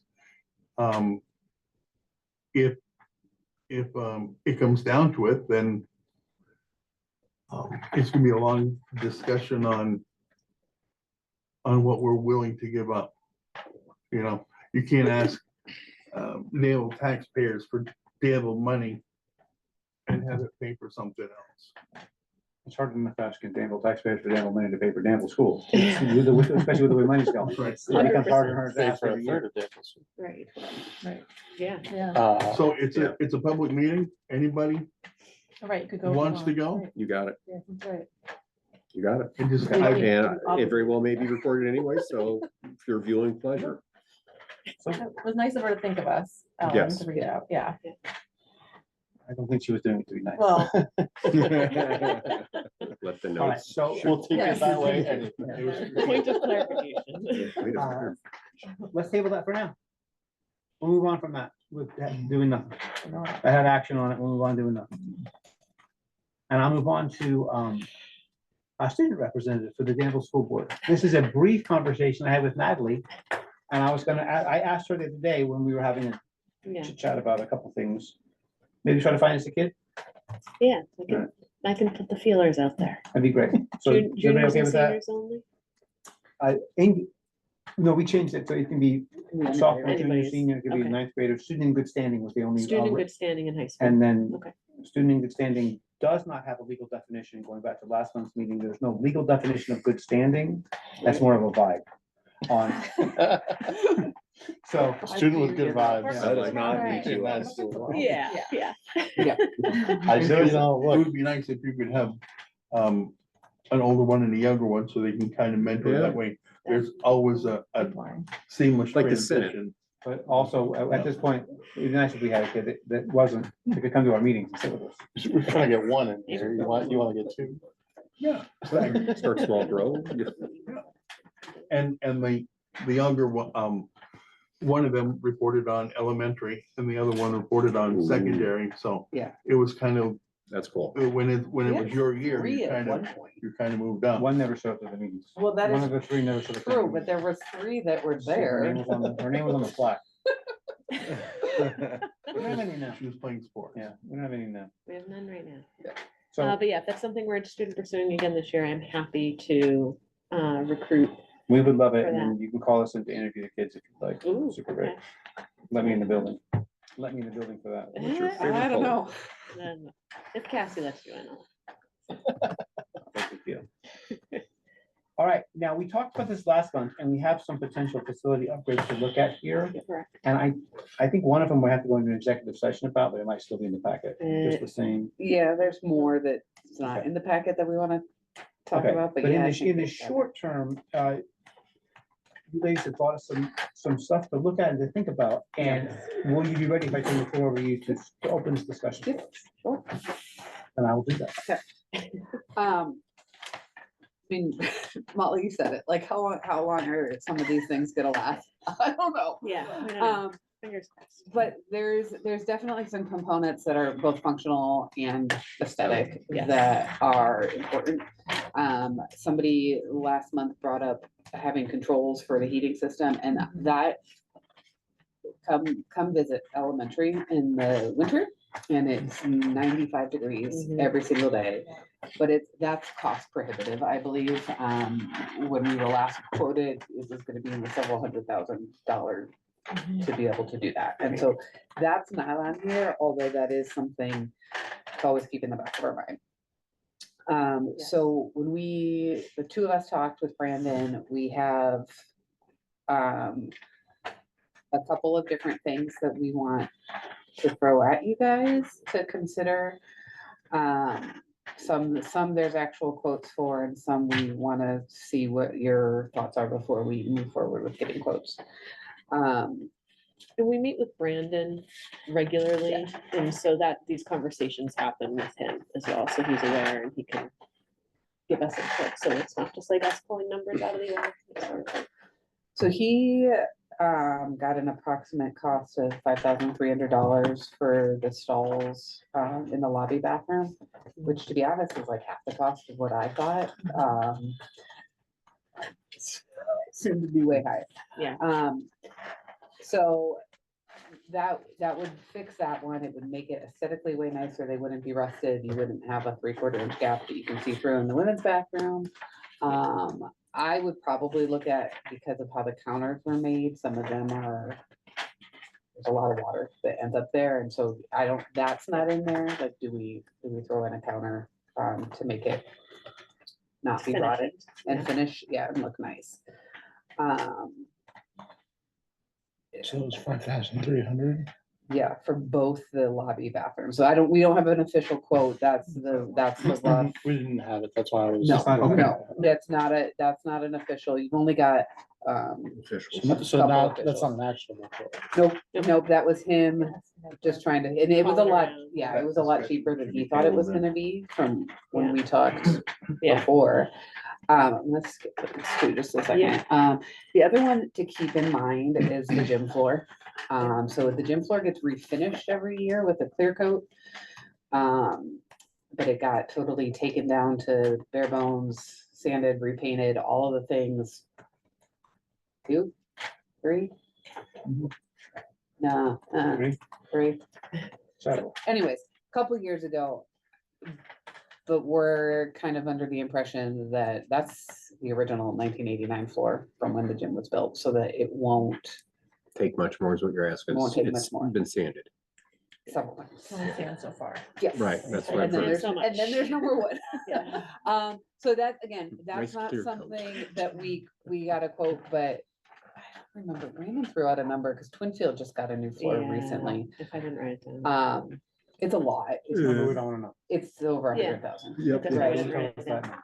So, but Well, it's not. that is something to figure out, and Yep. sports play a huge role. Unfortunately, the 70 fund does not cover interior. There's not so- that much money in it anyway. No, because we can only use the interest rate, but we Yeah. couldn't even apply the interest to that, so. So that's another really big one, just to keep on our radar and decide, maybe there's some other projects and stuff that we can do, but I still feel like offset. That might be something that we want to do like a booster fund for rather Yes. than Yep. something here. That's a, Right. that's a very easy to get. It's very hard to go hat in hand to be, Yeah. hey, I think heating controls, but it's Right. very easy to go like, hey, do gym floor, right? Yes, so, and maybe it's like partial booster, partial us, and then it offsets it or whatever, but Yeah. it's a big one to keep Yeah. in mind. And as you talk about boosters, things of that nature, I don't know, We have a very strong booster. what- here. which That's is all I great. know. At Craftsbury, when they built their gym 13, 14 years ago, they had people in the community literally saw their wood and made the wood floor. And then they had a 2-day period where they just came in and they all laid it. Wow. And yeah, it was great. And they had to go, they had kids that had to go around with epoxy and fill all the holes from where they had the spigots from maple tapping and birch tapping. So you can go through the floor and you can see where the holes have been filled that's from where they cool. had tapped. So I'm just saying there's some cool ways to do it. And they also, what was really neat was when they built the floors, they're talking about how you sand it down too many times, it starts to go. Well, where they did the chink, where that, how are you gonna say, they bonded together, right? I don't know the term. Tongue and groove. Thank you, sir. Cutting groove, you got it. Well, on floors that are done professionally, they'll put the tongue a little bit high, so they can only sand it fewer times. They were able to do it themselves. They put that tongue in the middle to the bottom, and they've been able to get more out of their floor. Yeah. So I'm just saying there's Ways around it. ways around it with the booster club that is interested in doing Yeah. something like that. So. Yeah. With, we've spent quite a bit of endowment money without recognizing the people that gave it to us. I would think that, Naming the There's floor. supposed to be a plaque in here, speaking of that. I'm talking, put a picture in the news, in the newspaper, just send them a photo. Yeah. Ribbon cutting ceremony to the new, it wasn't Brainerd funds. What was the funds we used for the shop? I thought it Preston. was, oh, yeah, the Ira Ira Preston. Preston, yep. There was, I think, $60,000. We used it to upgrade all that stuff. And it would be nice if it was recognized, not just applied somewhere, just boom, like Charles Brainerd. Mhm. You just, whether you want to call it the Charles Brainerd Memorial Life or just something, then people like Marion 70 were so generous, Mhm. not just the school, it Yeah. was the churches. She was so generous that she gave all this money to everybody. And I know there has got to be people out there that are willing to include the school in an endowment. Yeah. Just, but they gotta be asked. Mhm. They gotta be seen that, Marion 70's legacy is living on in all these, in the school, churches, and everything that she, in the library, Old Memorial, everything she gave money to, her legacy, every time we say her name. Mhm. There are people out there that are, They might be That- willing to do the same. right, Right, and recognizing them. recognizing them, And Really if nice. for like the gym floor or something like that. If with a basketball game, if you could go through the town of Danville like the Grinch stole Christmas. When we're playing at the auditorium in Barry. Just everybody was there. Mhm. We have such a huge basketball family. People that come see, you know, 3 generations down. So I guess what we need to think about then is what's the target amount? So we'd probably want to do some investigation, get a couple of quotes, and then we could start thinking about maybe a fundraising campaign or something along those lines then. But I think we would need a fundraising target, and then we could probably work with the booster club and start to come up with a plan. And there's gotta be people, organizations or something that would say, hey, we'll do the floor. I appreciate that. So I think what we need to do is, depending on the timeline of how long the floor is expected to last, I think that's gonna kind of determine when we want to get this started, but we could work with Brandon and hear what his thoughts are on the longevity of the floor, and then we could start to look at, well, if we asked everybody to do it and like this, had a company do it, what would the cost be? And Okay, so what I'd like to do tonight, let's cycle back to the things that are on this agenda and talk about the things that are on this agenda. Can I say one more that's not on the agenda? No, because we just did 2 No, I'm long ones. curious. We're working on this We're agenda. curious. I'm curious now, what is it? Just 10 words or less. Working on new heaters for the shop that will use way less propane. That's another quote. that he was That's supposed to. 13-ish. he was supposed I to- lost so- fingers, but I'm 13. All right, you get to do the doors because I wasn't here when you and Brandon. talked about Yeah, them. so, That's what's in the packet. Is this a security Is this issue? a security yeah, issue? and this is when we go into executive. It depends. Are you now going to ask me questions about things and tell me things that the prior public knowledge of would put the community, would put the building at a disadvantage? This is the part that, Just, this one is the really. the And one if for the store sure. is shut down, do the doors? Because if you Yeah, are closed or not, locked? if you are That's not, it. I want to discuss in the Security. public. If this is, if Yeah. the thing you're gonna discuss, No, do you these have ones are anything to okay. discuss that we can discuss in public? Because I don't want to go into executive session unless I have to. yes, no, these ones are okay. So we were looking at the new doors, and the high school hallway has 2 doors. So when you're going this way out of the middle school and into the high school, right by my new office, where my new office is. One of the doors goes one way and the other door goes the other way. So you're talking about It's- just on the top of, The top The of those old 4 office floor. stairs, yeah. by the 4 elevator. stairs. Okay. So the Like a little doors, the emergency egress is out that hallway, out down the high school hallway. And so now one of the doors opens the wrong way. We had folks come last year and repair that, but not to standard. And so we're looking at completing that project correctly and having those doors open.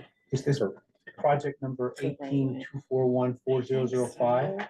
Numbers at your top. Yeah, it Dash says O. we have a new door and a full replacement. Is this the same? There's that one, and then there's, oh no, it's the second one, high school hallway pair, full replacement, yep. And so he did a full replacement quote, and then he did a quote to just like try to use the materials we have on there and fix it. Is my understanding. So the $2,214 quote is for that, the same high school pair, Right, just with a repair, rehinging it. yes, I got a question on that with because evacuation route yeah, goes both ways. no, it only Goes well, the that way. doors go both ways right now, The doors The go route both but the ways. flow of human traffic goes one way. which is a safety issue. You'd want to have all the traffic go the same Right. direction, have the doors open the same. Correct, Yeah. so But right if, now, there's something there, an incident or a fire or something there, they Yes. can't go through that way. They go this way through the doors. If they had to, I mean, they obviously still open this way, but Yes. then, but the natural flow, the natural emergency exit is the Yeah. other way. The other, I would ask The the other- fire marshal if you have, they're not in Um, code compliance. they're, yeah, they can't be. No. I mean, obviously, opening the doors inward for an evacuation route that doesn't work. Correct, so- Everything should go out. Right, I and think so if With we- one of with a the, crash bar. right, so one of the doors opens inward so Right. that you can leave, whereas the other one has the crash bar and you push it. And if you had smoke and you couldn't see, you go into the one door that doesn't have the Yeah, crash bar, that's, yeah, this would all not be appropriate. So are you, this 22-14-51 for the high school fair is to basically to turn one of them around? Right, yes, one Do new, one you- single new door. Does Brandon think he can do it? Does Brandon think these people can do it? Reusing the pieces or, I think his preferred would be that we just replace that whole thing and do it correctly, because you've got the bar in the middle and like, it's Mhm. just, it gets wonky. because that's what we did last year. So last year we did a cheap replacement and now we have to fix it again. Yeah. And so And he'd rather, we what just we rip had that initially whole asked for last thing year out. was a full replacement Yeah, cost estimate as well, and didn't get it. Yes. Different era. Correct, and so that's why we're doing this. again. yeah. So I think just doing it once and doing it fully correctly makes the most sense. Well, then I'm gonna kick this over to the board, then. You wanna go look at it? Anybody wanna go look at it? Does Yeah, everybody understand what they're sure. talking about? Yeah. Anybody have any questions?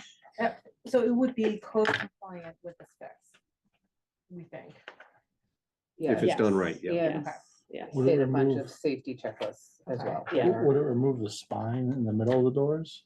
Or would that, The mullion, I don't know, it's probably a removable mullion, and that's what makes it wonky sometimes when you're trying to get things to, None of Close, ours close. currently remove, which is, That's interesting. I mean, I'm gonna say none, Yeah. but like there isn't Take a any quick right walk, there. it's just straight down that one. But I don't think it would remove it because it's not removed anywhere else. No. So I would, well, if you do a full replacement, Yeah, it's a great question. Beyond my scope. if it didn't, would that hold you up on being interested in making the full replacement? I mean, it's more of an argument for a full replacement if it does, you know. if Yeah. you Right. can- You can get a Yeah, if full you can just get it to clean me, egress out yeah. there, yeah. Right. Do you want to send that question back to this vendor? And then maybe meet on it again? I love meeting. I mean, I also don't think it like it's important, but it's been like that for a very long time. Right, Right. So like, if we want to push it back, we want to ask questions and we want to bring it back in November. or, yeah, I guess, like, Yeah. I don't know what their timeline is anyways for getting in here. Right. Okay, so The do quote's you, good until October 20th, so, this was only good till October 20th. right. Today is October, our next meeting is Right. November the something. Yep. Yeah. So this goal wouldn't be good in November. But I don't think it'll change. the It- time. It says right on there it's gonna change. It says. well, I don't think yeah, it'll yeah. change the it- time. I guess the thing is like, how much of that is good? If we're not gonna remove the spine of it, why is just turning it around not sufficient? And these are all questions for Brendan, I guess. Yeah. Yeah, that's. Yeah. It's tough to not That's have my them here. question is, if you're not gonna remove the spine, what would, Because I don't Fixed. think that, That was easy. Oh. Next. Johnson, one See less what thing. the issue is? Oh, yeah, it was lovely. So the first set of doors, I was like, oh, this looks great. It was removable mullion. Oh, that one does Yeah, that one. it Good, was good. lovely. But the next one, as you, yeah. They were right. I like to consider that the surprise trap for somebody trying to get out and it's really smart and really dark, smoky, and yeah, that'd be a hoot. So, Yeah. yeah, that'd be good to fix. Wow. So if you want to table it for today and we can get Brandon to come next month or communicate with you in between now and next month's meeting about the pros, cons of single door versus the whole unit. Is that what you want? What's the will of I the think it's board to on that? compare, be better good to compare, because if we're again in a situation in a year where we have to replace that, and then they're like, oh, well, this doesn't go with these doors. Then we're in that This isn't same sort of, you Right. know, Right. I guess to know the total cost would be Mhm. helpful and go from there. Mhm. But it's like, I mean, you have one that's really reasonable, like really not reasonable, but really cheap, and then you have, you're Right. 3xing the cost to. And then we take it Mhm. another step where all of our conversations lead is, well, when we renovate the building, or if we do this, then Right. all that, I would look at it through the lens of this as a safety issue. I'm Yeah. surprised the fire Yeah. marshal has not done life health safety on us on this Yeah. one, or maybe they haven't, I just haven't seen the list. well, I think when you were gone, we were trying to figure out the casing. Do we also get an estimate for the casing and the doors? Or just to compare and do it all right once? And that's what the full Well, replacement This was the is. full replacement. Yeah. That's what the, Yeah. full- so Replacement. there's What were two you talking about, quotes. Eric, then? So I was saying that does the new casing include the spine or is Oh, okay. it a okay. fully open Is it egress? two doors that come together and see. lock down on their own, Okay. or is it two doors that bang into a thing in the middle? And I then see what you're there's, saying. and then there's, Bangs in the middle. there's an But element we don't of know about the new this, one. Right, there's an element of this that we could go into further, but we would want to be in an executive session. So, for I that. agree. okay. All right. So we could talk about the other quote. the auditorium. Yeah, yes, back to back. doors. executive session. Yep. That'd be Great. So there are doors up by the auditorium that are not, The doors When you say into, the doors by the auditorium. you into mean the auditorium. into the The auditorium. glass, No, the auditorium the doors? actual doors to get into the auditorium. The So glass doors across from the bathrooms that you hate. Right? The glass doors across to get into the auditorium or the glass, auditorium the- upstairs? Upstairs, there's Okay. there's the double set. Across from Those the are aisle. also a whole different security thing, but Yeah. that, It's the threshold of the auditorium. yeah. Yeah. So there's like Go the, through here, the auditorium. not the. So lock- let me not ask a you lock. again, if we're discussing the auditorium doors, do you think that discussing the auditorium doors Yes, might be a safety or emergency response measure, the disclosure of which would yes, jeopardize public safety in the Danville school? yes. Because if you do think that, then I would need a motion from a board member to go into executive session based on one VSA 31310, a security measure, based on that finding. So moved. I have a motion to go into an executive session to discuss building maintenance that pertains to security measures, specifically facility upgrades, that the further discussion of which involves security or emergency response measures, the disclosure of which could jeopardize public safety. Can I get a second to that motion? All in second to that motion. I So will, I have a motion and a second to approve this board to go into executive session. In that executive session, we would invite, obviously, the building principals and both superintendents to continue this discussion. All in favor of that action? All right. Aye. Motion carries. We are out of executive session at 8:03. And one of the things that we just discussed without the details of is we'd like to speak to Brandon about the two high school hallway doors at the next meeting with some additional information for those questions that we asked. If you could have them for there, and then I entertain a motion on the other matter. All right, I'll move to approve $17,032 for safety and security and compliance reasons for the auditorium doors From unrestricted funds, from unrestricted funds. 17032. A motion on the table for 117,032 up to for safety and security measure. As she just presented the motion, can I get a second? I will second. I have a second for that motion. Is there any further discussion on that subject? That's on it, don't do it. Thank you. All in Thank you, favor guys. of that action, please say aye. Aye. Okay, no, thank you. Motion carries. You're recording, right? For real. thank you for Recorded. That checking, Dave. motion We are. carries. And so we're tabling the one thing a little bit there, we're seeking some additional information. And the superintendent's gonna bring us back some information on the other security matter that we discussed. And then this one passes. And so are we done with that, ladies? Yes, Yes, thank All you. right, thanks. moving down, public input. Is anybody on there? Nope, just Tim. Okay, moving down to future agenda items and next meeting date. Specifically about next meeting date, I had a request from somebody not to meet on election day. I wondered if we were gonna Reasonable. meet on election day. That's reasonable. So the request was pretty adamant from the somebody that some or all of us, one or some of us are gonna have their heads in their hands. So the rest of us are gonna be wondering when we should put our heads in our hands. So I'm gonna be drunk, so you guys do with that whatever you want. He'll be given acceptance. Let the notes Headline. Oh, man. So would you like to help me Yeah. dig out a second, a potential meeting date that is going to be a lot contingent on superintendent availability, he's your Mr. Meeting? So, If I don't have something already scheduled, I'm with you, so it's all good. so we, this meeting looks to be scheduled, would normally be on the 5th. Could you check your schedule for November the 6th? I don't know if you're Wednesday, it's usually Monday, Tuesday, but then who knows what's gonna happen on Yep, the yep. 6th. Wednesday the I 6th, could do that. Wednesday the 6th. What'd you say? I said heading to Canada. The 6th, Yeah. I'm fine on the Well, 6th. Fine on the sixth. Yeah. The day after election day, you're headed to Canada? Sounds good. Maybe. Possibly. Yeah, possibly, yeah.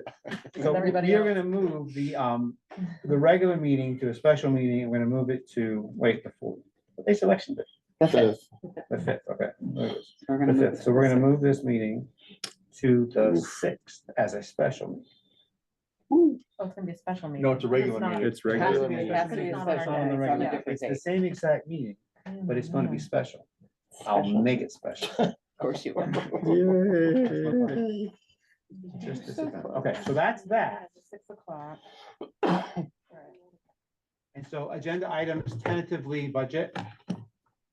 Yeah, with that one, could we get an estimate on the heat controls? I just feel like Sure. I'm at the point too where, I mean, we have staff in this building, Yeah, well, we gotta start taking also, care of there that. is no reason for you to reasonably think that anything's gonna shake out of the building plan for right now, with the Right. way things are. You have to operate on that, so. Wait, what do you mean? Check In out. other words, Like, There's- you're not gonna movement be able very to ask quickly. Oh, yeah, I mean, I just feel like we're Yeah. losing money on heat. It seems like a logical. Let's hear thing about it. to- Okay. Yeah. Okay. I'm for Alright. that. So So that's a request three for things. future planning. Floor, Yep. I'm um, putting it. Write it down Yep. in your paper. You had a I got it, I got paper. it. I had a paper, but I already emailed them. What's on paper? Words, All right, words, so words. future agenda items, we're gonna look at. Key switches. When we're throwing heat controls on there too, is it, since we're on the wish list, which is something that we should know, and it's closed school. Every year my son's been in school, can we see shut off valves for plumbing? Because I am willing to bet dollars to donuts, we're gonna lose a day of school to. When this whole hallway Did you like my flooded, we did Facebook it, post we did though? it, we did it lose a day of school. But it would We be- can, we'll catch you up. The next one. The next, I already dealt with it with Twinfield this year, so why not? You know, Mm. that was the It first just day would of school. Be good to I have. just. so And they had let, shut off how about if we just valves. request a facility report and a conversation with Brandon, since he's already gonna be here? We can Okay. ask those questions of him at that. Are you fine if he I joins think- virtually? If that's Absolutely. easier for him. I figured, I just. So agenda item, Brandon facility update. Yeah. He'll be under administrative reports. And could he, with winter coming, could he bring the heat control estimate with him to All we that? can do is ask. I Yeah, mean, yeah, that we'll, could be we'll pretty- start the process with him. Yeah. Yes. Yeah, Okay. he's really responsive. Yeah. too. Brandon's responsive. It's Yeah. trying to get everybody else to come in. Yeah, it's Right. like to get the folks coming to do the. Okay, Yeah. so then we're gonna have, past that, we're gonna have budget that we know about, and that may be for action. And then is there anything else that you know of right now that needs to be on the agenda? Endowment recognition? Mm. Sure, endowment recognition.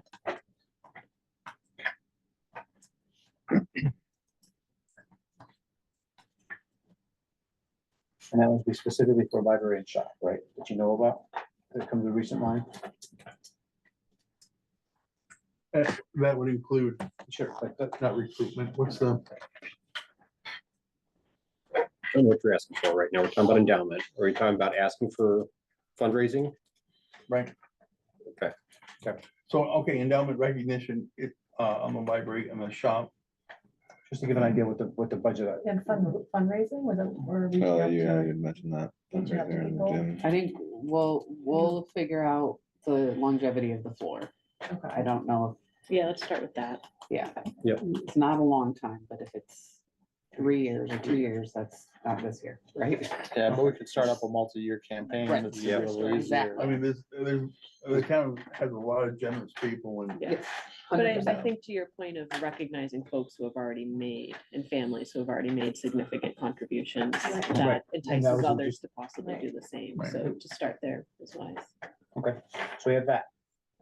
And there we go. It's good for now. It's 8:10. I entertain a motion to adjourn. So moved. Motion to adjourn. Second. Right, we can come, I have a motion from Eric, a second from adjourn this meeting. All in favor of adjournment, please say aye. Aye. Meeting adjourned 8:11. Thank you.